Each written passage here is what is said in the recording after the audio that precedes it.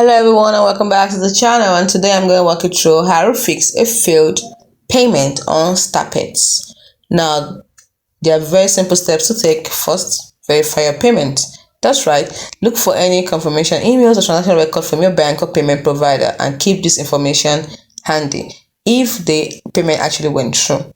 Next, reach out to Starpets customer support immediately. You can usually find a help or contact us section on their website, or you can have a live chat option also at starpets.gg/help/FAQ.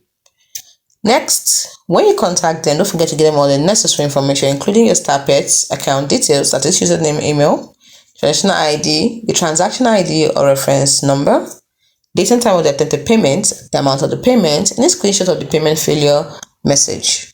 Then follow the instructions provided by Starpets support team. They will be able to investigate the issue and guide you on how to resolve it. Do not forget that some users have reported issues with Starpets, including payments being taken without items being delivered. So if you do not receive a satisfactory response from Starpets, you might consider contacting your payment provider or bank to dispute the charge, providing them with all the evidence of the failed transaction and your communication with Starpets. Hope this helps you. See you in the next video. Bye for now.